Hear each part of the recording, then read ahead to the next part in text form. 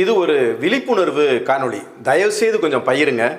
இந்த பகிர்வு என்பது ஏதோ ஒரு சின்ன குழந்தைய காப்பாற்றுறதற்கான ஒரு வாய்ப்பாக கூட இருக்கும்.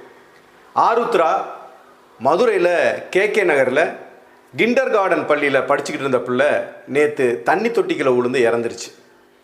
1 மணி நேரம் தேடுறாங்க, ஆள் கிடைக்கலன்னு தண்ணி தொட்டியில் பார்க்குறாங்க. அந்த பள்ளியினுடைய தண்ணி தொட்டிக்குள்ளே மிதந்துக்கிட்டு இருக்கிற அந்த ஆருத்ரா. இனி அந்த ஆருத்ரா கிடைக்க போகிறதே இல்லை. இன்றைக்கி தாளாளரை கைது பண்ணியிருக்கிறாங்க, அந்த பள்ளியினுடைய ஆசிரியர்களை கைது பண்ணியிருக்கிறாங்க, விசாரணை நடத்திக்கிட்டு இருக்கிறாங்க. ஆனால் சம்பந்தப்பட்ட மாவட்ட கல்வி அதிகாரியவோ இல்லை தலைமை கல்வி அதிகாரியவோ, அதாவது டிஓ சிஓன்னு சொல்லுவாங்கள்ல, அவங்களெல்லாம் யாரும் கைது பண்ண போகிறதே இல்லை.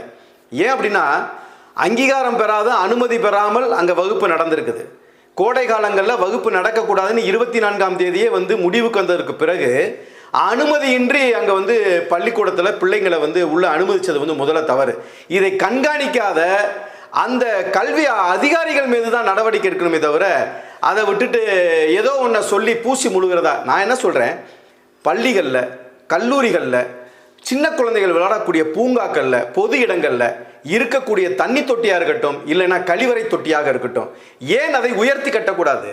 அதனுடைய மட்டம் கீழே இருக்கலாம். ஆனால் அந்த ஃப்ரீ போர்டுன்னு சொல்லக்கூடிய ஏன் அந்த உயரத்தை ஒரு 5 அடி உயரத்துக்கு மாற்றிட்டான்னு அதை சுற்றி கம்பி வேலை போடுறோம், அதை சுற்றி முள்ளுவேலி போடுறோம். அதையெல்லாம் தாண்டி நீர் தொட்டியாக இருக்கட்டும், கழிவறை தொட்டியாக இருக்கட்டும், அதை 5 அடி உயரம் பூமிக்கு மேலே உயர்த்தி கட்டுங்கன்ற ஒரு சட்டம் போடுறதுல உங்களுக்கு என்ன வந்துடுது?